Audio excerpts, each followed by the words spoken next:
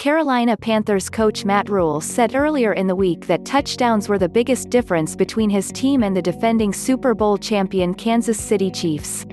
The Chiefs scored them at a high rate, he noted, and the Panthers settled for too many field goals. That all changed on Sunday at Arrowhead Stadium with the return of star running back Christian McCaffrey and some aggressive play-calling. The Panthers, at least temporarily, ended their red zone woes by scoring touchdowns on 4 drives inside the 20.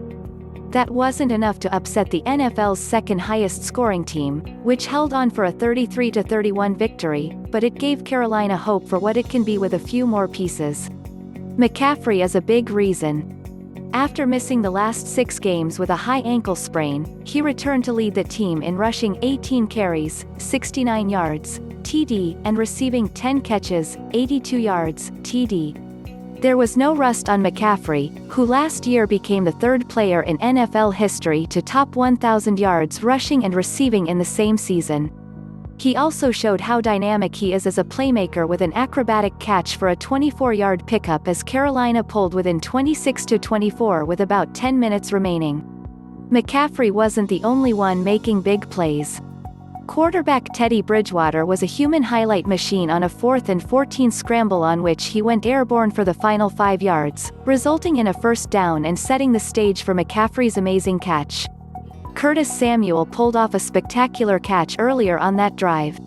But for all the big-time playmakers the Panthers have on offense, and with the imagination of offensive coordinator Joe Brady calling plays from the sideline for the first time, Carolina doesn't have enough playmakers defensively to do much more than consistently scare elite teams. The Panthers had nobody defensively who could stay with wide receiver Tyreek Hill, 9 catches, 113 yards, 2 TDs, and tight end Travis Kelce, 10 catches, 159 yards. That ultimately was their downfall on a day when McCaffrey tried to fire up his teammates with a pregame pep talk in which he shouted, "Make this count. Don't take one snap for granted. Play for each other and have fun, baby." Rhule was right. The Panthers 3-6 look like a version of the Chiefs 8-1. Just before Andy Reid's team improved defensively enough to win a Super Bowl, as well as games like this. Pivotal play, I'm going to mention 2 here. The Panthers faced 3rd and 3 in the 3rd quarter from the Chiefs' 35. They went with a handoff to McCaffrey up the middle. He was stuffed.